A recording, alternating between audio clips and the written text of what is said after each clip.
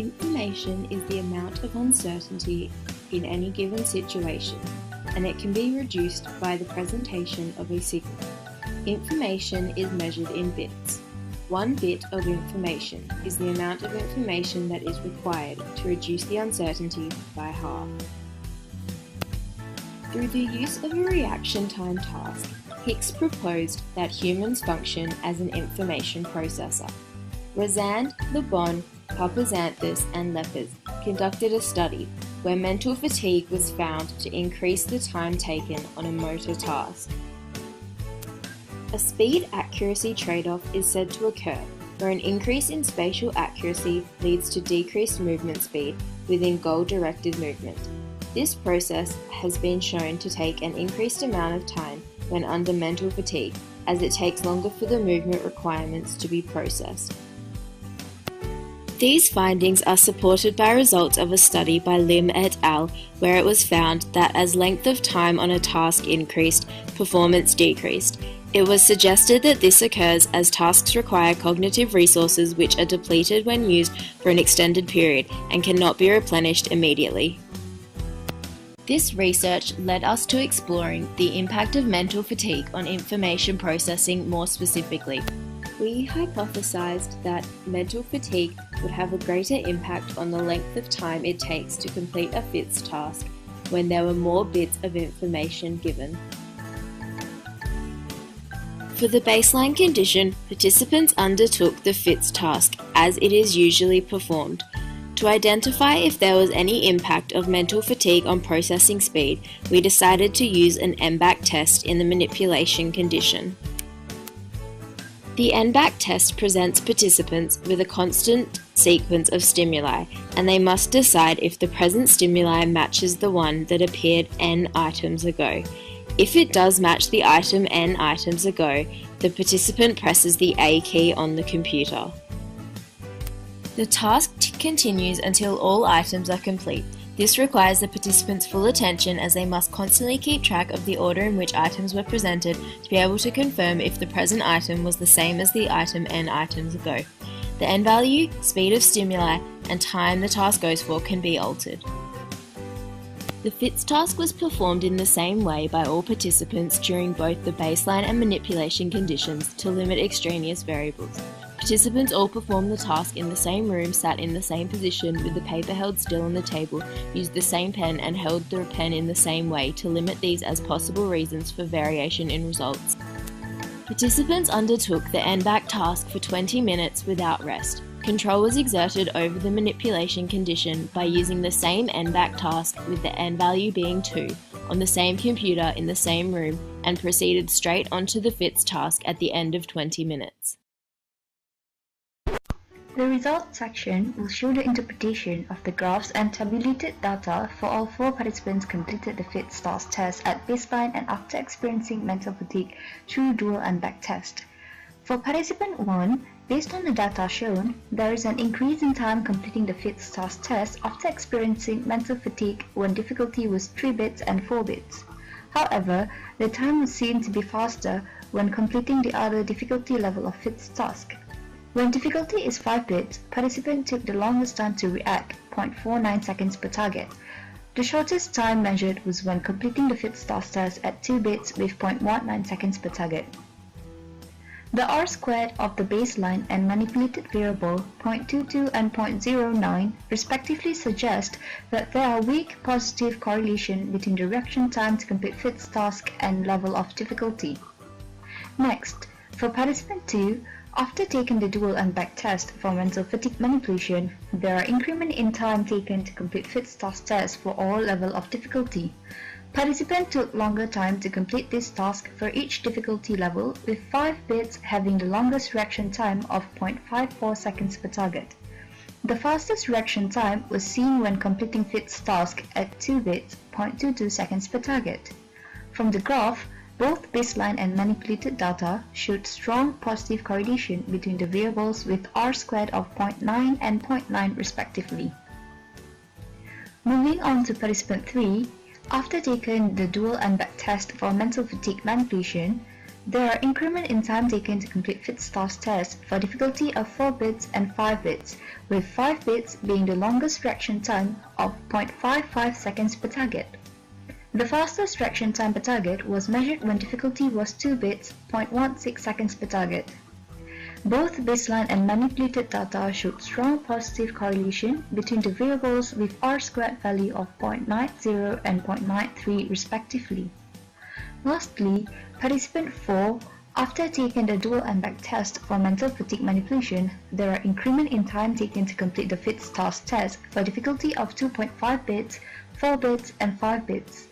The fastest reaction time measured was when completing the task at difficulty of 2 bits, 0.18 seconds per target, and the longest time taken to complete the FITS task was when difficulty is 5 bits, 0.58 seconds per target. The R-squared value for baseline and manipulated data of 0.94 and 0.91 indicate that there is a strong positive correlation between the variables. All 4 participants shared a similar pattern of reaction time, where the shortest was when difficulty was 2 bits, followed by 2.5 bits, 3 bits, 3.5 bits, 4 bits, and lastly 5 bits. The following table presents the intercept value, which represents the time when bits equals to 0, the slope, where the increase of the slope will increase the time per 1 bit of information, and the rate of information processing bits in bits per second. Overall, the y-intercept value for participant 1 indicates that manipulation of mental fatigue has no effect on the overall speed of the perceptual motor system, but the y-intercept for all other 3 participants showed that there is an increase in overall speed of the perceptual motor system. All of the slopes for each participant suggest that there is an increase in time per extra bit of information. For the rate of information processing, at baseline, participants' rate of information processing ranges from 9.09 bits per second to 20 bits per second, while after manipulating the variable, participants' rate of processing ranges from 7.69 bits per second to 33.33 bits per second. Participant 1 showed that she was able to process more information per second after manipulation, while all 3 participants were able to process less information per second after the manipulation. The results of the 2 FITS tasks run in this experiment provide some support for our hypothesis that mental fatigue would have a greater impact on the length of time it takes to complete a FITS task when there are more bits of information given. For participant 1, mental fatigue did affect the overall speed of the system, as the intercept increased after the fatigue task, indicating that the whole system had slowed down. But while the overall system slowed down, the rate of information processing increased. These findings contradict our hypothesis and the findings of Rosand et al. 2015. Rosand et al. Proposed that fatigue causes a speed-accuracy trade-off, and although we can see that there was an increase in speed, we don't know if there was a corresponding change in accuracy, as we did not record the number of times mistakes were made in each trial. Further studies should examine the speed-accuracy trade-off. For participant 1, it is possible that we are seeing this unexpected improvement in reaction time, because even though mental fatigue did slow down the overall system, practice effects from the previous trials may have compensated for this. This participant also had the most difficulty with the end-back task. It is possible that this lack of understanding translated into less focus on the task, which may have reduced the level of fatigue experienced and influenced the data. The possibility that other variables influenced the performance of participant 1 is supported by the low R-squared value, which indicates that there was only a small positive correlation between the time taken to complete the FITS task and the predictor variables. The results for participants 2, 3, and 4 were similar to each other. They all showed a decrease in the intercept after the fatigue manipulation, indicating that the overall system was working faster. However, it is important to note here that the predicted y-intercept for these 3 participants had a negative value, which is not possible in real life and suggests that the relationship between the variables may have changed. As such, any interpretation would not be completely accurate.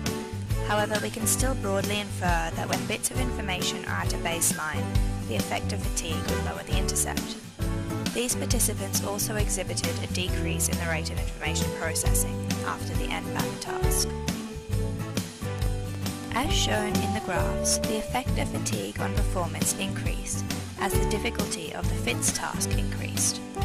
This suggests that the more difficult the motor task, the greater the effect of fatigue will be on performance. The R-squared value was over 0.9 for these participants, at baseline and after the manipulation, suggesting that more than 90% of the variance in performance could be accounted for by the model. These results support our hypothesis and are in line with the findings of Lim et al. 2010 and Rosand et al. 2015.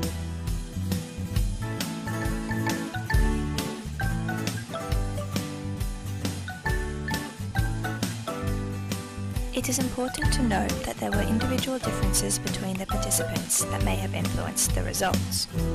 After the fatigue manipulation, participant 3 showed an improvement in performance in the FITS tasks with under 4 bits of information. It is possible that this difference occurred because participant 3 had been physically exerting himself for almost an hour in the heat before the baseline measures were taken. Additionally, this participant was very determined to beat his times from the baseline measures in the second experiment, which was performed after the fatigue activity. This may have unnaturally influenced the results, causing an improvement in performance due to variables outside the control of the experiment. Overall, we found support for the hypothesis that mental fatigue would have a greater impact on the length of time it takes to complete a FITS task when there were more bits of information given. Except for participant 1, all participants showed a decrease in reaction time after the NBAT task. Therefore, we suggest that mental fatigue may have a detrimental effect on information processing. Future studies should test whether stronger fatigue-related decrements, e.g. with longer or attentionally more demanding tasks, produce different results. The possibility that mental fatigue influences the information processing system and thus motor performance has many real-life implications. If time on task is associated with increased mental fatigue, these implications would be specifically relevant for people who work in professions where they spend extended periods of time focused on one task without interruption. Take truck drivers as an example. They often have to drive for many hours uninterrupted.